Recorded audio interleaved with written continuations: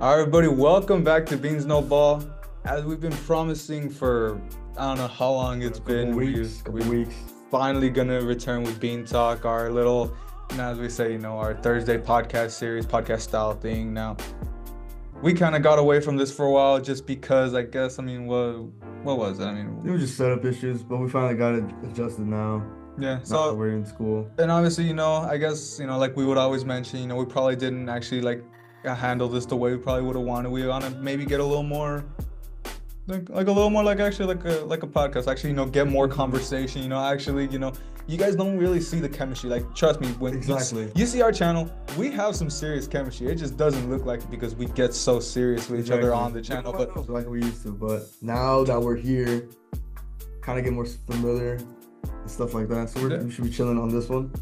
yeah, so we're gonna use this episode kind of just get the rust off. We haven't done this since early January maybe. Was it January? I think it was last year. No, Okay, because it was like December. it was like some of our first tests. I think one of our last videos we were doing like a midterm or something. It was like last December before finals. Yeah. So yeah.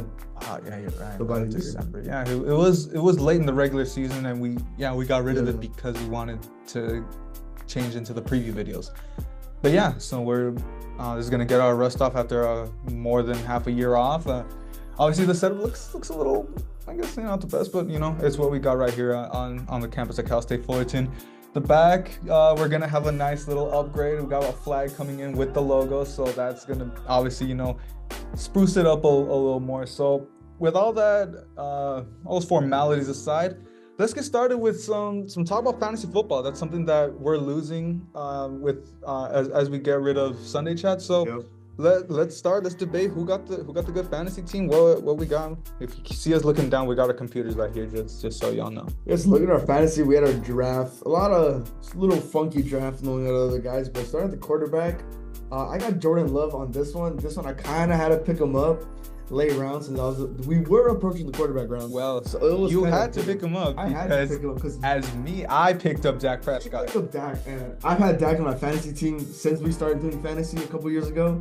This is gonna be my first season in fantasy without Dak at QB. I was kind of mad at him. He picked up right before me, and that's why I had to pick Jordan Love. That was probably the best. Which isn't a bad. It's not a bad pick. I'm gonna expect Jordan Love to put up 20 plus every week, hopefully, and I kind of do expect it from him, especially with the contract he's gonna expect to play. Yeah, Extremely better. So that's what I'm really gonna hope for. And that was the best available quarterback left, from the quarterback round, and it was already mid round. Like I think round 6 or 7. So the quarterbacks were already taken off the board. So I kind of had to go with Jordan Love. But honestly, I'm not mad about this one. I still think my quarterback situation is pretty good. I do have Will Levis as my backup though, just for the bye weeks. Depending how that all pans out, Jordan Love is going to be my starter. If we're going comparatively, I think at quarterback, sure, I stole him from under you. I think that's going to be the big thing. And look, that's my main thing is, Dak Prescott, he might not be the greatest in the playoffs. We're always going to say that. But, regular season, he gets He's it going done. to get the job done. He's going to get me fantasy points. Exactly. And now that CD's back,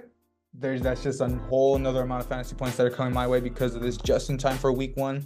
At my backup, I picked up Justin Herbert, and he was still available way in the late rounds. Your quarterbacks, you kind of have the upper edge with quarterbacks. I have good quarterbacks. The only thing with Herbert is what we just talked about in the AFC West video that just came out this morning. The weapons, he doesn't said. have the weapons that he needs. Exactly. His main weapon is going to be, we talked about it, Quentin Johnson and probably Ladd McConkey. Maybe Brandon Rice. Maybe. I would expect Brandon. Well, I mentioned I don't think Brandon Rice is going to get that many reps, but probably a couple of some blowout games. Yeah, but let's get into your running backs, man. Yeah, so the running back, I'm actually not too mad about my running back. So I got DeAndre Swift and Raheem Mostert. With DeAndre Swift, Chicago did pick him up in the offseason during free agency. So I'm going to expect DeAndre Swift to ball out. He balled out with Philly in that run game. Obviously, didn't get as many points as he could because of, the freaking the butt sneak with Jalen Hurts. So a lot of those 1 yard on the goal line touchdowns were taken from DeAndre Swift, but touchdowns aside, he's gonna get it done in the run game, and we've seen in his career, the past couple years with DeAndre Swift, he gets it done. He has some legs. He still has the burners. Same with Raheem Mostert. Although I didn't think about this one, I did draft him and Devon A-Chain. So, you know, Which, two running backs in the if we're same going to team, look at it that way, and look, they're deadly duo. But I it's was just gonna no, depend I who's gonna be the was starter. making like an issue to you that Yeah. like, hey, you know, you picked up both the Dolphins running backs. I kind of have that exact same issue. I picked up both Rams running backs. I picked up Kyron Williams, which there's a lot of stuff that we're gonna get into with him once we get to the NFC West, and Blake Corum, someone that obviously I'm very high on. I think it was our fourth round pick. He was third. He was the third. Third, You guys. yeah, third round pick. I mean, I'm really excited.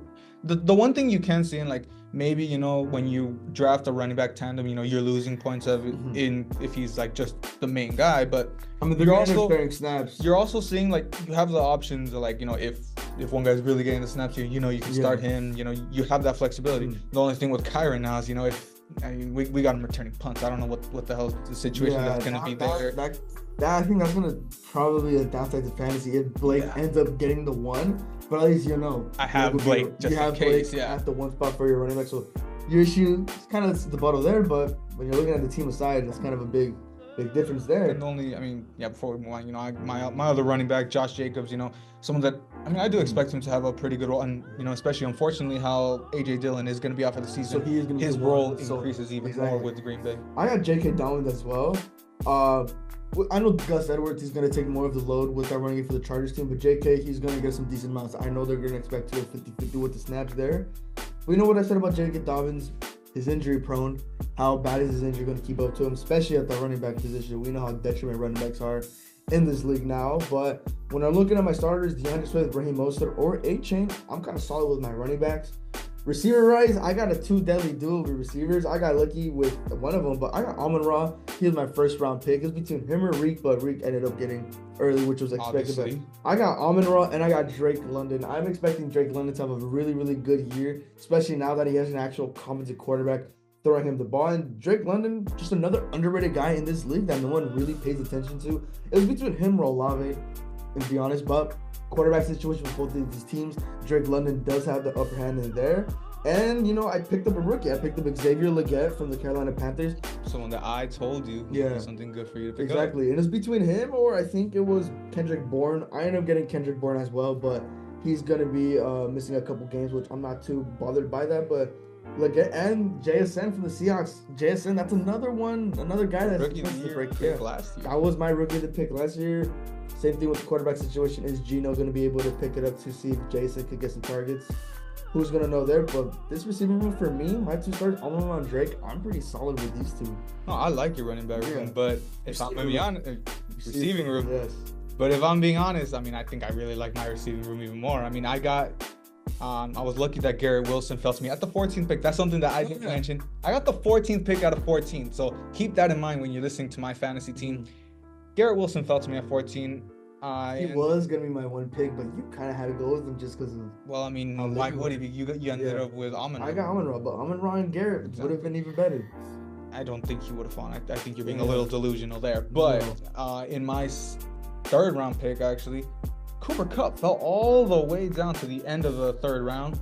Right there for me. I mean, I feel phenomenal about getting him there. And another like really, really late round pickup that I got, Jameson Williams, who we talked about in our breakout player possibility videos. I think, you know, apart from, you know, Amon-Ra, he's going to have most of the targets. Sam Laporta's going to have a lot of attention.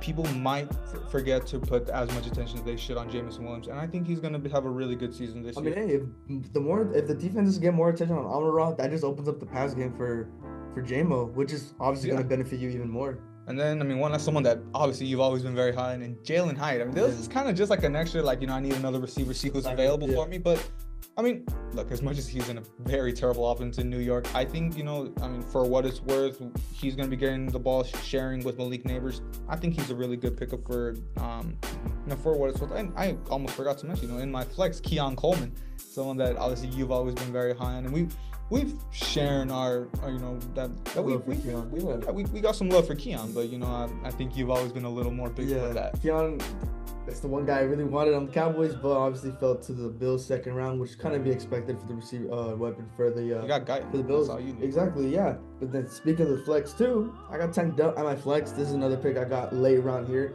I got to take advantage of Tank Dell. But he's gonna have a full season, and Stroud is his QB. And the way Tank Dell was producing last season before his injury, I think that's gonna be an X factor if I'm gonna be alive. My flex with Tank Dell, I think that's gonna be one. Yeah, and that's someone that I really like, and which I'm expecting to turn into the one. Yeah, and like I know it's probably Nico now. Nico's right now. He's the one as of right now. You can probably think. I mean, you can argue that Tank's probably going into the season as the 3, but he's going into the type of target share that I'm expecting. Yeah. You know, that chemistry that he has with CJ, I really expect him to really grow into that role. Someone else that we've been talking about that really due for a breakout. And we'll move it into our tight ends. You can hate on me all you want, but I'm still buying into the Kyle Pitts hype. I mean, fourth year in a row.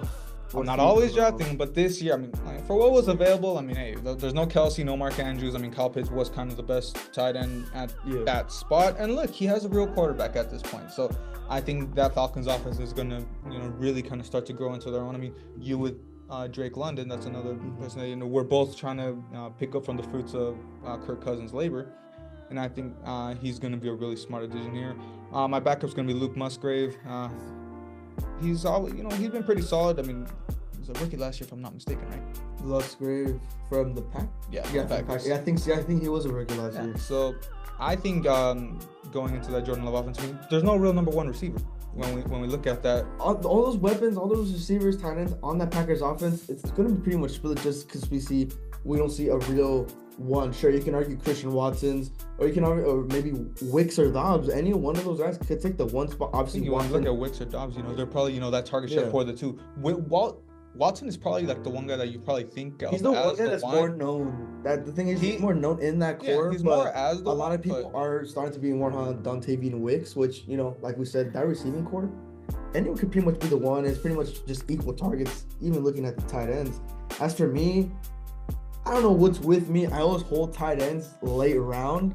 So all the other, look, Laporta, Kittle, Kelsey, you will expect it to go early on before the 4th. I had to settle with David Njoku, which I'm not upset.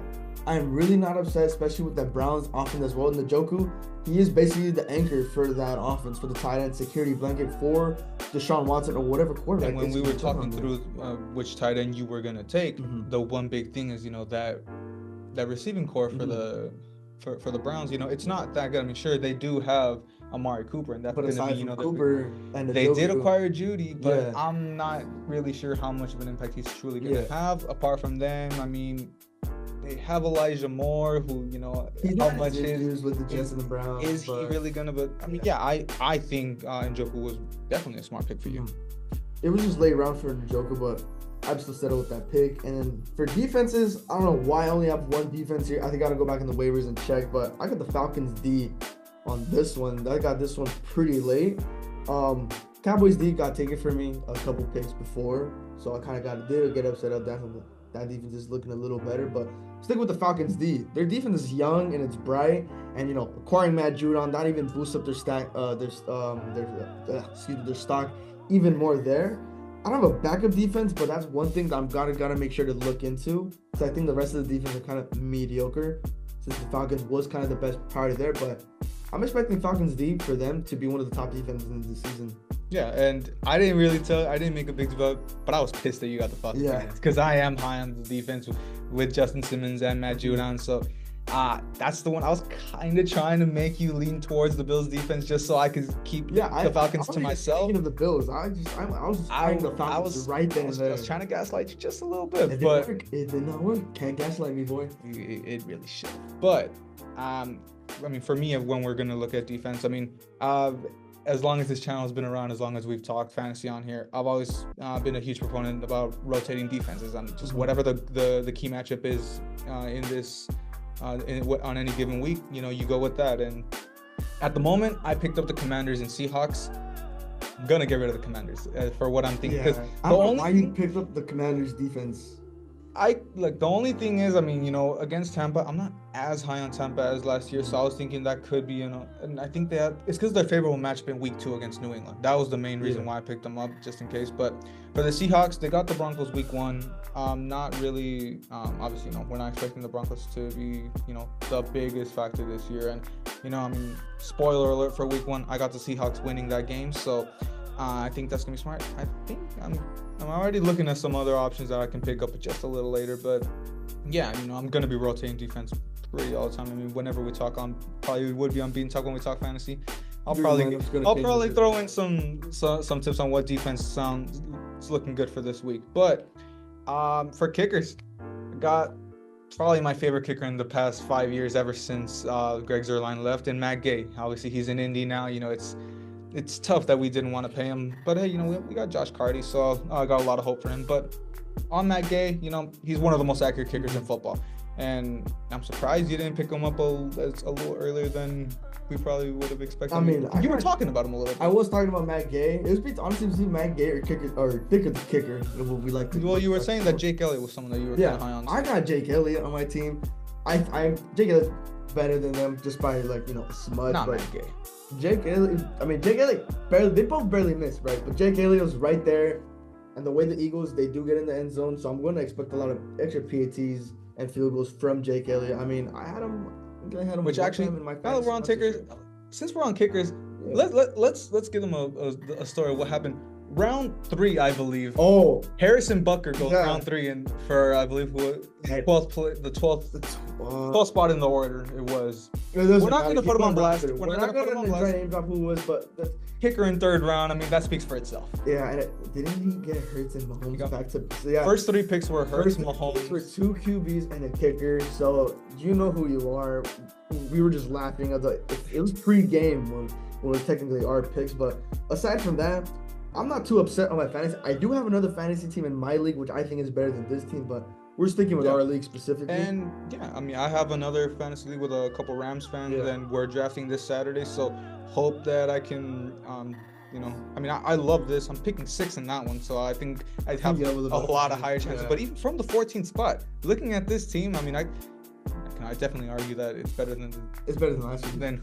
Better than last year, but definitely better than who was picking first. No, yeah, most of the guys picking first, they didn't know. Oh no, I just mean in our league. And look, I'm not gonna put her on blast. I mean, she's the one girl in our league, so you know, she knows who she is, so she's watching. But learn to draft better. I think most of the guys in our league need to learn how to draft better. Most of those guys. But aside from that, I think we're pretty solid with our fantasy teams. Just gotta kick off for more fantasy, see what goes on with this team, and go from there. And obviously, you know, we don't have a specific spot to really incorporate fantasy, but you know, we'll probably throw in whether it's tips or whatever, or just our own takes on how our fantasy team's going, or when we play. I think we got 2 matchups going on this year. You've been owning me in fantasy. I do own you in fantasy. I was looking at right. I'm 1-4 against you in fantasy. And that was your one win against me was during the quarantine season, I think. It's probably like the first time we ever played. Yeah. So aside from that, I've just been nailing you, bro. Okay. I don't know how, but yeah. But I think this year it's gonna be like a lot better competition between us. I think I've wiped you. I think I like blew you out like half of those wins. If I'm being honest. Because I know last year for sure. This morning I was looking at our prior stats in the league, and I mean, yeah, you know. So I 2-0'd you last year. Yeah, I 2-0'd you the year prior too. And the year prior to last year was a horrible fantasy team too. You know, I had freaking Tannehill at QB. Well, I mean, let's also remember I've had some pretty bad. Well, you had some bad luck. Let's talk. You know, with Nick Chubb last year, but last year, I mean, I don't know, dude. Fantasy. I haven't gotten better than 7th, I think, in the 3 years that this league has been out. Hopefully, I can at least make playoffs. At least you can get first seed and get wiped like in the first round, just like the Cowboys, like how they always do me every year. Kind of upset about, and I mentioned it before. I would have won that league. I would have won that league. Same with me. Yes, I would have, because we're looking at the year prior, right? 2 years ago. Because, I mean, I ended up in the consolation bracket, and all of a sudden my guys start to go off in the consolation bracket. I won the consolation bracket last year. I would have beat Mario. Mario was last year. That's what I'm saying. I'm talking about last year. Okay. I would have beaten him. He scored 90. My team scored like 150 something. He's lost to Derek. Yeah, right? Derek lost. They didn't even crack 100. That's the thing. I would have wiped them, and that pissed me off. George Pickens, I'm looking at you, man. George Pickens, Calvin Ridley. I mean, he has his own specific, you know, issues with random players just for whatever reason. Yeah. That's our fantasies. Pretty subtle with that. Yeah. Another thing, which, you know, obviously we went out and we want to kind of incorporate our viewers, you know, as much as we can. You know, we want to, you know, incorporate you guys into this. You know, if you guys, you know, would help us along the way. And, you know, we put out on Instagram a little poll, let you guys, you know, give us some takes. So we're gonna get into them right now. You know, number one, we're we're just gonna say, you know, the guy who took a kicker in the 3rd round of fantasy asked us for our. Yeah. That was Jesus Christ, bro. What is wrong with you? He's gonna ask us for our top quarterback, running back, wide receiver, and tight end. So I mean, what's your take on that? Well, I think the most obvious one here, when everyone's gonna think about the top QB, they're gonna instantly think of Mahomes, right? Yeah. But if we want to set the bias aside, not really biased, he is the undisputed, probably the best quarterback in the league right now.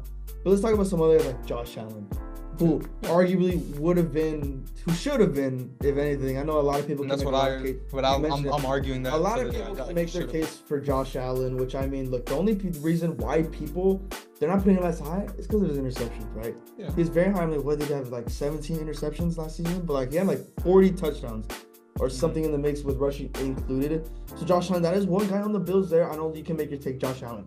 Can't get into the playoffs when it really matters. Mahomes owns up this and that. But it goes for a lot of QBs. QBs are going to get the blame for most of the play. A lot of QBs are going to get the blame. Lamar's going to get the blame. Dak Prescott, especially him, he's going to get the blame. You can even throw in Jordan Love in this upcoming season. You can expect them to get a lot of blame for a lot of losses too coming into the season. But you got to look at their defense and what they're doing. I know I can make the argument with Dak, the defense. They gave up 40. You can make your thing about Dak with the pick six in the Tigers game. But Tigers ran through us. And from that drive, I already knew the defense was going to sell. Dak was going to carry all of them. Same with Lamar. Lamar, sure, he didn't really thrive in the playoffs that he really needed to since he was basically getting carried by that defense. But again, everything's a team sport, especially with Josh Allen. I do see him in the top 5 conversation with the QB. Bro, I think he's top 3. Yeah. I mean, if we're being honest. But look, I mean, I love Josh Allen, and yes, last season for sure should have been the MVP. But I mean, in all honesty, I'm gonna have to say Mahomes still. Without a doubt. Yeah, I mean, long story short, Mahomes is still the top quarterback right now. I mean, if we're gonna talk running back, I think there's not really much debate at the moment. It's Christian McCaffrey. I could fill myself with delusion and throw out Kyren Williams. Looking at running backs in the league, any running back could pretty much make the top 5, knowing how butchered this running back. If we're looking at that, but I'm just saying, just talent wise and output wise right now, if CMC doesn't get injured, he's by far the best running back right now. He's the best dual threat running back here, receiving. The only reason there was ever any debate is because of how injury prone he was in like 2020, 2021. If he didn't have those issues, everyone clowned that trade aside. I mean, I kind of clowned myself. I didn't because I knew his potential. The Rams were close to getting him, and I really wanted, but unfortunately, but we got Kyren, so I'm not upset about that. Well, that's if little situation with the pretend punts. And if we don't, we got Blake. Exactly. I got something to fall back on. Looking at wide receivers, I think I know who you're gonna say. This is gonna be it could be a 3-way between Jettas, Reek, and CD. But obviously, I'm gonna stay with Jettas because he's probably the best one. I love my CD. I can consider him the second best, the third best, right? But he's a top 3 receiver regardless. I can make the argument he's one, but Jettas, I mean, come on. He missed, 6 games last season and still cracked 1,000 yards, if I'm not mistaken. He still cracked 1,000 mark while missing a couple games here. And he's been doing it without a competent quarterback. He's had Kirk for most of his year, and then he didn't have Kirk at all for the remaining season when he came back. Same with CD. I think he didn't even have Dak his whole rookie year. He didn't have Dak majority of his 3rd year with his injury with his the thumb injury. So he didn't even have Dak, and he was still putting up great numbers. CD wasn't even involved the first 4 weeks. That San Fran game pretty much put the nail in the coffin, saying, hey, CD, he's got to get more involved. After that game, he bursted 1,700 receiving yards. So there's an argument.